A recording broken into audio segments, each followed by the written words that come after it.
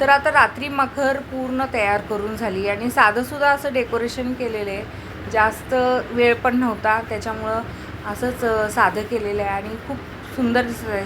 आणि ह्या वर्षी चाललं होतं आमचं की असं सुटसुटीत आणि ओपनच मखर ठेवायची म्हणून. आणि अंधारामध्ये पण अशी लाईटिंग वगैरे लावल्यावरती खूप सुंदर दिसते.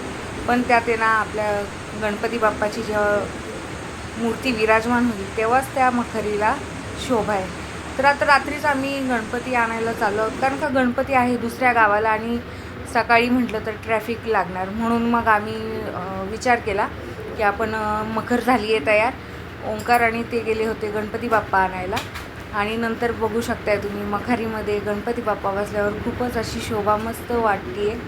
मखारीची खूप शोभा वाढली आहे आणि गणपती बाप्पा खूप सुंदर दिसत आहेत.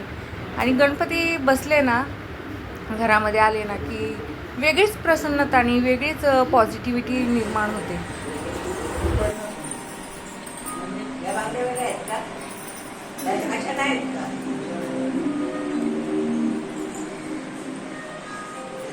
काढू काय मग वेगळ्या बांगड्या आहेत बाई. काढा मग. काढा नाहीतरी गेल्या वर्षी भरल्यात ना तुम्ही.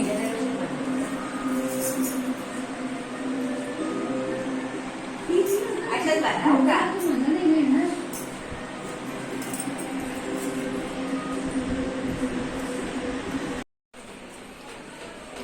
तर बाप्पाचे आगमन आपल्या घरात झालेले आहे. तर नंतर लगेचच बांगड्यावाले आले, तर बांगड्या भरून घेतल्या मी. आईने पण बांगड्या भरल्या. आता मी भाकरी केली, 2 भाज्या, वरण भात असं करून ठेवलंय आणि पूर्ण किचनमध्ये पसारा तर तुम्हाला दिसणार. सण असले की असं असतं आणि आपण जेवण पण भरपूर अशी करतो.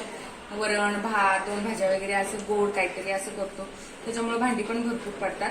तर ते तुम्ही नका लक्षात येऊ पसाऱ्याकडं. तर आता मी भाकरी करून घेते. अजून मोदक करायचे बाकी आहे, तर मोदक करून घेणारे आणि बाप्पाला नैवेद्य दाखवणारे. अशी गडबड असते सणासुदीची.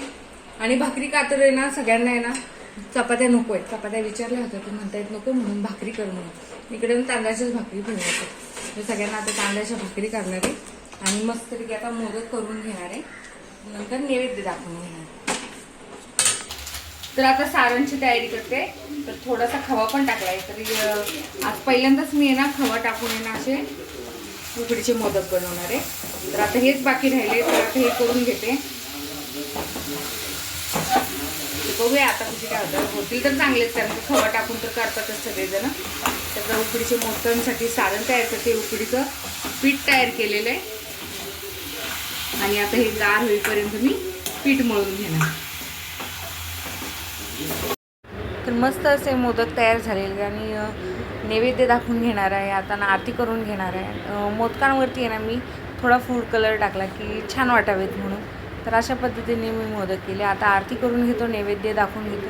चला तर मी माझ्या व्लॉगला आता इथंच एंड करते.